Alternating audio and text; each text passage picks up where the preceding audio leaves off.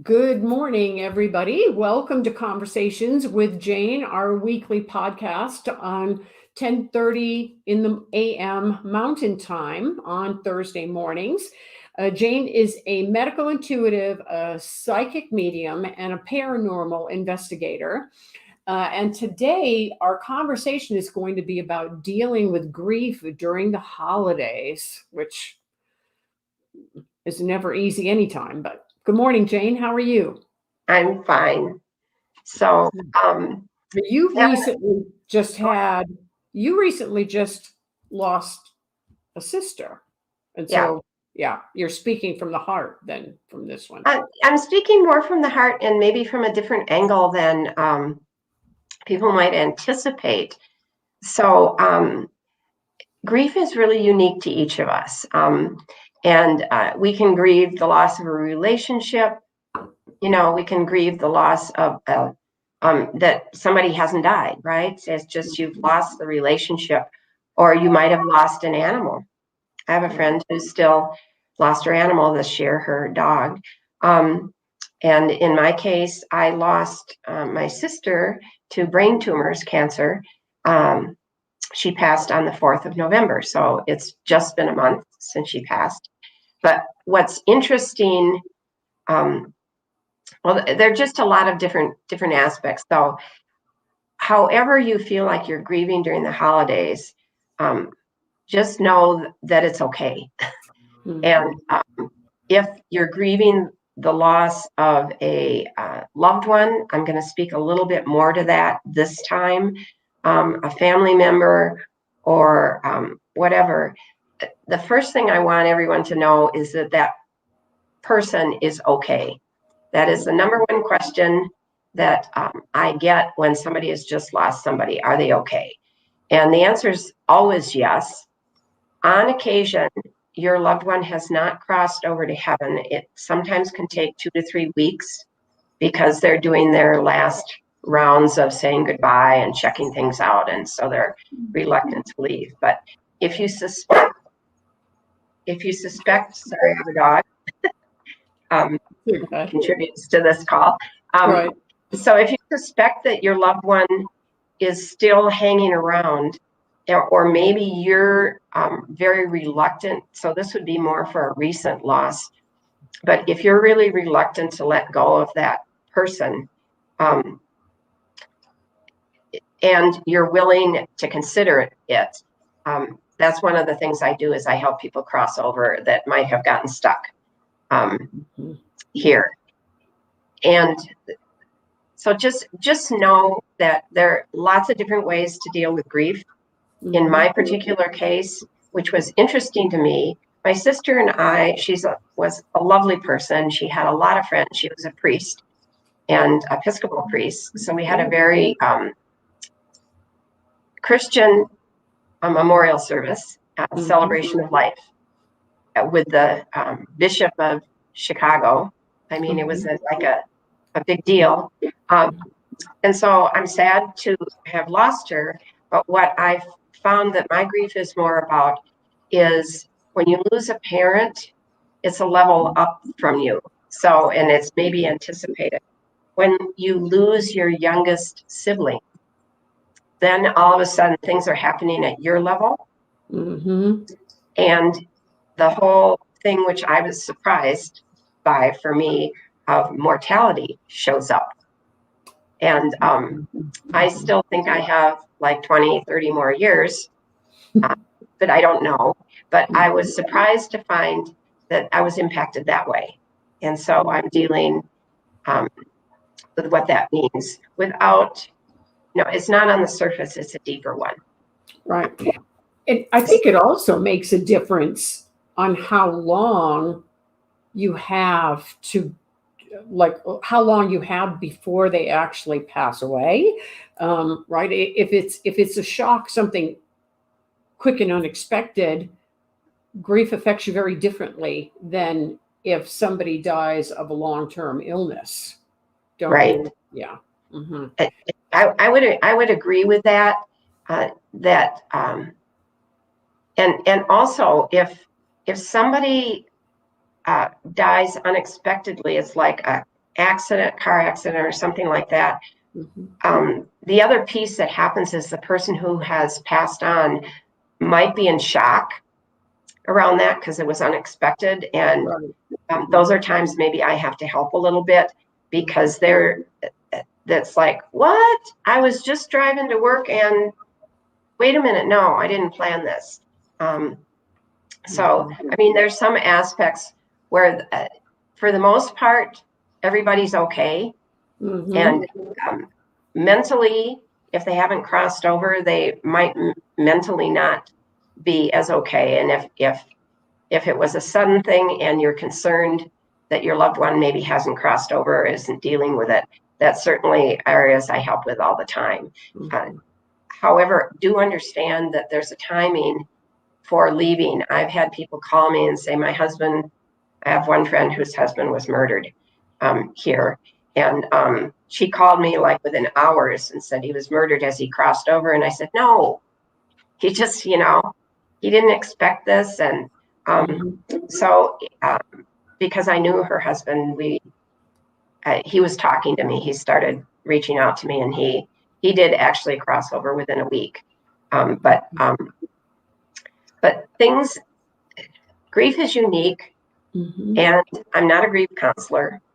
However, I appreciate that your experience is unique to you and that it's appropriate for you. It takes time. It takes some personal understanding. The times that you might need somebody like me or a grief counselor is if you're stuck in the same level. If you're not, after several months noticing you're slightly better, you don't have to be perfect or anywhere near, but if after 2 or 3 years you're at the same level of grief that you had when it first happened, then some support would be helpful because it's keeping you stuck. Yeah. And go ahead. Can you touch upon, Jane, how like someone would know, like somebody passed away unexpectedly, but how, how would you know to feel them, or how would you know you need extra help? Can you kind of shed a little bit of light on That is really a unique thing. The people that I've talked with over time, I had a client who lost her son to COVID, and it was totally wasn't going to happen. Not he was going to recover. Even he was surprised because I talked to him after he passed. But we talked over a period of time. I haven't talked to her in several months. And she kept wanting me to talk to him. And so I did my best, but she wanted personal experiences, and she was thinking she would never, be better. But over the 2 months we talked, she noticed that she still was reaching out and wanting to talk to him all the time, and wondered why he wasn't talking to her, because she expected that she would hear a message from him or any of that, instead of excuse me, getting information through somebody like me, or seeing the sign of a bird that reminded her of him. And all of those are signs. But I would say the majority of the people that I work with notice that they're shifting forward. Okay. In a really nice way. And we are going to take a blank moment while I get a glass of water. So I apologize for that, everybody, but I will be right back. Okay, sure. Yeah, no. So really, I think these conversations that we have with Jane are fascinating in that so much of it is intuition and listening to your own, being attuned to your own body and your own self-being, I think makes a difference. And a lot of people aren't, and that's where Jane comes in to be really helpful. to help people process that intuition and to listen to it and to understand that that voice is coming from somewhere, right? Yeah. Yeah. So thank you, everybody, for the water break. Yeah. And thank you, Pam. Absolutely. So what I offer during the holidays, I sent out a little video or a little blog about this, is especially if it's a recent loss, and recent doesn't mean a month like mine. It could be for you, recent is 3 years ago. But to not ignore that that person was part of your life. So one of the things that I offered up to people is if you're having a holiday gathering, you can set a place for that person that's missing and include them, put their picture there and include them, because energetically they will be there. And so include them in your festivities. If it works for you to create a little altar for them, for remembrance, because when somebody's gone, they're not gone. You're still thinking about them. You're still aware. When my father passed away in 1998, so it's been a while, I found out that he had had probably a massive stroke, and they found him outside in the winter. And he had died on the 24th of December on his way to come visit. So we both have dogs. And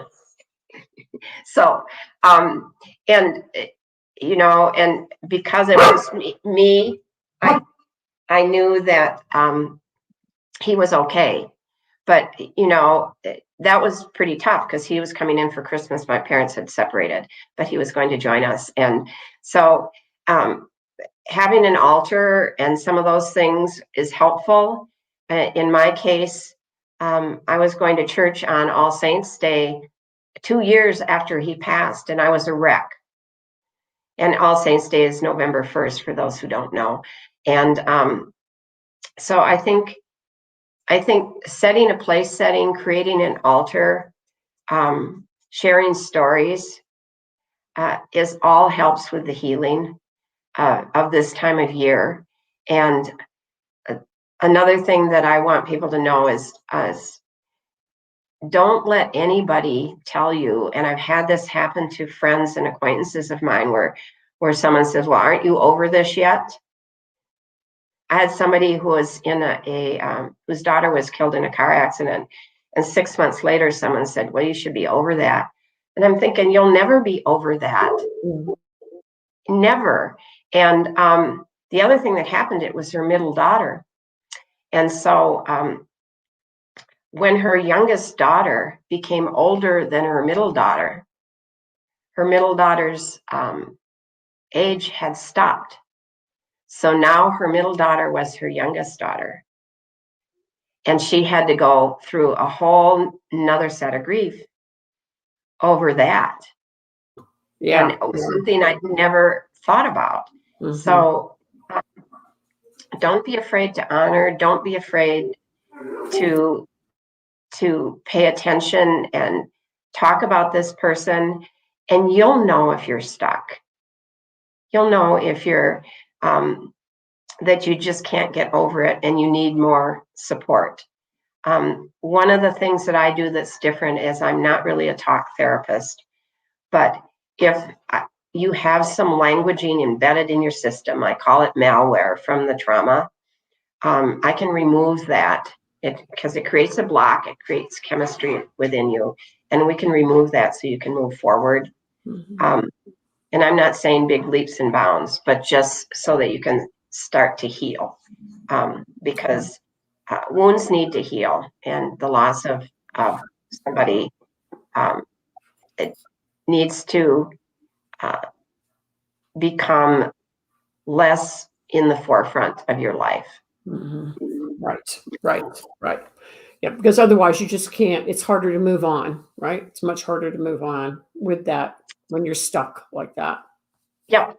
And those curl up on the couch and not function and go to bed early is all part of it. Can be. It isn't for everybody, but it can be. And so allow yourself that, and no shoulding. I should be able to get moving forward more quickly. But the other thing too is if you're really missing your loved one, they will be giving you signs. The learning I had with the one client whose son died is that there's an anticipation of what kind of signs you're going to get.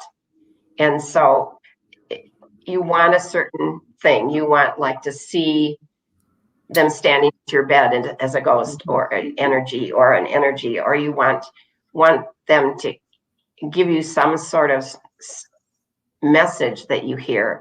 And a lot of times what happens is you might notice a particular bird that was their favorite thing, or you're thinking about that person and the exact song comes on the radio. Right. That's their favorite song. Mm-hmm. Don't discount that. It is not a coincidence. That is your loved one coming through saying, I'm okay. Right. And reminding you that everything's going to be all right. So if you're getting a sign that makes you think of that other person, assume that it is from them. Don't assume that it's not, because it is. The spirit world has great ability to manipulate all sorts of things. And so that's pretty much it for grief. It's just take your time, do things to honor this person. For sure, don't let somebody tell you should be over it. No. And or that you're not doing it fast enough. Mm-hmm. The only person that knows if you're stuck or not is you. Right. That's it. Mm-hmm. And you will get your breath back, because when you lose somebody, you can't breathe. It's tough, but it can affect you the way it's affected me. Like your son's not supposed to predecease you, right? Right. My sister, the youngest, she was not supposed to predecease me. So you may have a different kind of grief that's coming up that isn't necessarily directly tied into that person, but it might remind you, as it has me, of your mortality, and that things are advancing when you start to lose a child or a sibling in your family. Now it's on your level, but not to be afraid. The other side is beautiful. There are all sorts of YouTube videos, and there's a guy that I just listened to, Eden Alexander, who is a neurosurgeon that had a 7-day coma and was out of his body. And he has a lot of information about what he experienced during that time when he had no recollection of his physical world. And and the reason I bring him up, you can YouTube him, is because a lot of the things he said are things I've personally experienced as a psychic or read about. And he's right in line. So I think his experiences are pretty true to what other people have experienced who have had near-death experience, NDEs. So I wish everybody a happy holiday. We will be back next week. Mm-hmm. If there's anything else that you think we should be doing with this conversation, Pam, today? I think if anybody wants to continue the conversation or have a conversation with you, then they can reach you on your website and schedule a time through Calendly. Yeah. So thank you, everybody, for listening this week. We'll see you next week. I'm Pam Myers with Pam Myers Social Media. If you want a podcast for your business, just hit me up on social media. See you next week. Thank you.